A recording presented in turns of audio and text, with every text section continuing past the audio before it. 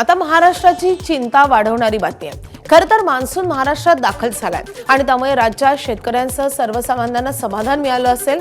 शिवाय 2 दिवसांपासून राज्यात वादळी वाऱ्यासह पाऊस होत असल्यानं पेरण्यांच्या कामांनाही वेग आलाय। पण यंदाच्या मान्सूनवर सुपर एल निनोचं सावट आहे आणि त्यामुळे मान्सून जरी राज्यभर पोहोचला तरी अपेक्षित पाऊस पडणार नाहीये आणि त्यामुळे यंदाचा खरीप हंगाम आधीच संकटात सापडलाय।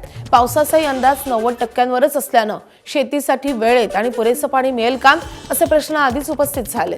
त्यातच IITM आणि भारतीय हवामान विभागाचा एक अहवाल पुढे आलाय। त्यानुसार राज्यातील 353 तालुक्यांपैकी 181 तालुक्यांमध्ये अवर्षणाचं मोठं सावट आहे।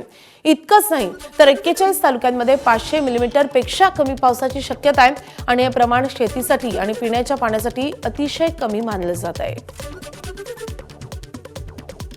अल निनोचं वर्ष आहे।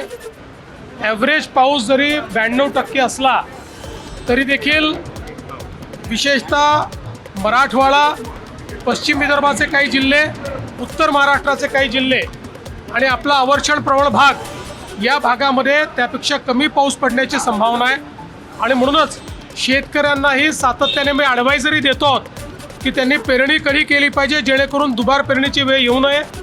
प्रयत्न आहेत की कमी पावसातही जेवढं जास्तीत जास्त त्या ठिकाणी नुकसान टाळता येईल, जेवढं कमीत कमी नुकसान होईल तेवढं झालं पाहिजे असा प्रयत्न चालू आहे।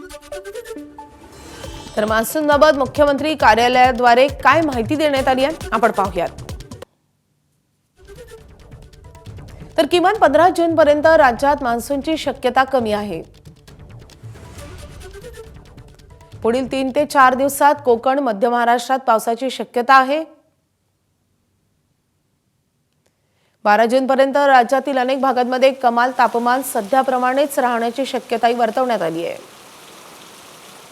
विदर्भ आणि खानदेशात कमाल तापमान 40 अंशांहून अधिक राहण्याचा अंदाज आहे।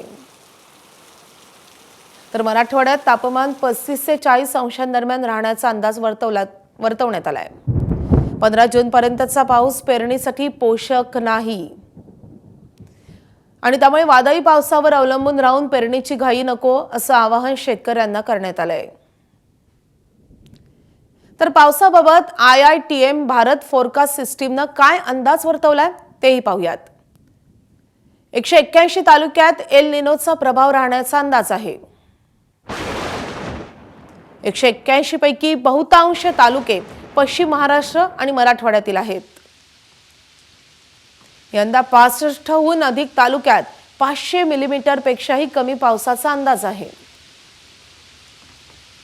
अत्यंत कमी पाऊस किंवा जास्तीत जास्त पावसाची शक्यताही वर्तवली जाते।